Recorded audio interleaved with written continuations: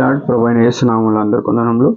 ఈ దినం దేవుని వాక్యం నుంచి అపోస్తల కార్యములు 6వ అధ్యాయము 4వ వచనం.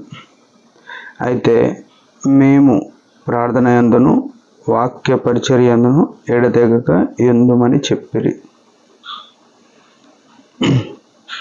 ఇక్కడ చూసినట్టయితే ఆదిమ సంఘంలో అపోస్తలులుగా పరిచర్య జరుగుతున్న ఆ దినాల్లో సంఘంలో ఎన్నో పరిస్థితులు ఈనాడున్న కన్నా ఎక్కువ ఉండొచ్చు. ఆ దినంలో ఈనాడంటే సంఘానికి ఒక ప్రత్యక్షత ఉంది, ప్రత్యక్షతని బట్టి నడుస్తున్నాం. కానీ అప్పుడు ఎవరికి తెలిసింది వాళ్ళు చేసే పరిస్థితులు ఉన్నాయి. ఆ సంఘంలో ఏం జరిగింది అంటే వాక్యం బోధించేటోళ్ళు బోధిస్తున్నారు, ప్రార్థన చేసేటోళ్ళు చేస్తున్నారు, కానీ భోజనం పంచిపెట్టుతన డిస్టర్బెన్స్ వచ్చింది.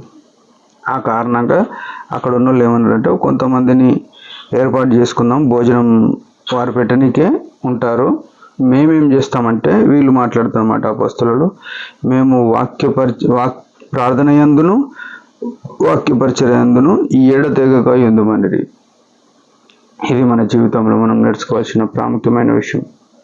ఏంటంటే భోజనం వండుడు ఈనాడు సంఘంలో తెలిసిన విషయాలు, చూస్తున్న విషయాలు, భోజనాలు ప్రాధాన్యత ఇచ్చేవారుగా ఉన్నారు, లేకుంటే ఆయా పనులు అరేంజ్మెంట్స్ విషయంలో ప్రాధాన్యత ఇస్తున్నారు. ప్రార్థనకు వాక్యానికి ప్రాధాన్యత లేదు. అది దేవుడు చెప్పే మాట ఏంటంటే వీళ్ళ ద్వారా మనకు హెచ్చరిక ఏంటంటే వాక్యమందు ప్రార్థన యందు ఎడతెగక. వాక్య పరిచర్య ప్రార్థన జీవితం ఈనాడు ఎవరికి లేదు. ప్రార్థన ఏమన్నా కొద్దిసేపు మాట్లాడుకుందాం రండి అంటే వచ్చేటోళ్ళు, కానీ కొద్దిసేపు ప్రార్థన చేసుకుందాం రండి అంటే వచ్చేటోళ్ళు లేరు. కొద్దిసేపు మాట్లాడుకుందామని స్టార్ట్ అయిన మాటలు ఏ టైం తెలియదు, టైం ఎక్కువ అయిపోతుంది. ఎన్ని గంటలైనా మాట్లాడవచ్చు, ఒక్కోసారి రాత్రి 1 గంట వరకైనా మాట్లాడుకుంటూ కూర్చోవచ్చు, అవి కబుర్లు చెప్పుకొని.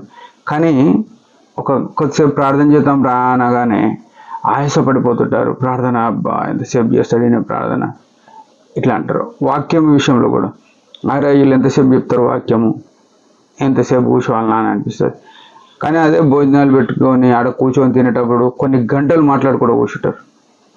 అయితే దేవుని యొక్క చిత్తం ఏది? పరలోకంలో భోజన పానములు కాదు, పరలోకంలో ఉన్నది పరిశుద్ధాత్మ యందలి ఆనందము, నీతి సమాధానం ఉంది. నీతి సమాధానం రావాలంటే, మనకు నీతి రావాలంటే మన ప్రార్థన ఉండాలి. మన పాపాలని పోతాయి ప్రార్థనలో. మనం ఎప్పుడైతే ఒక సామెత ఏముందంటే ప్రార్థన చేసేవాడు పాపం చేయడు, పాపం చేసేవాడు ప్రార్థన చేయడు అని ఉంది. అంటే పాపం ఏం చేస్తుంది? ప్రార్థన చేయనియది. ప్రార్థన ఏం చేస్తుంది? పాపం చేయనియది. ఎంత విచిత్రం చూడండి.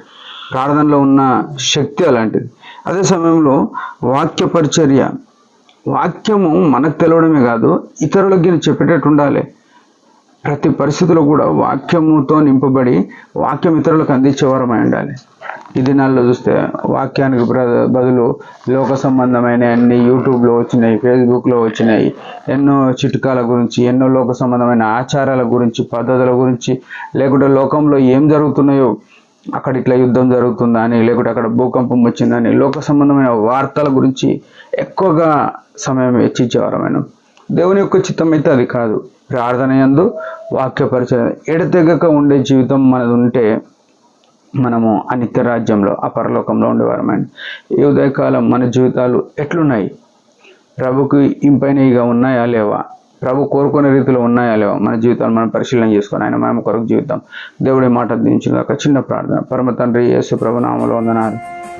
ఇచ్చిన ఆయుష్ని బట్టి స్తోత్రములు.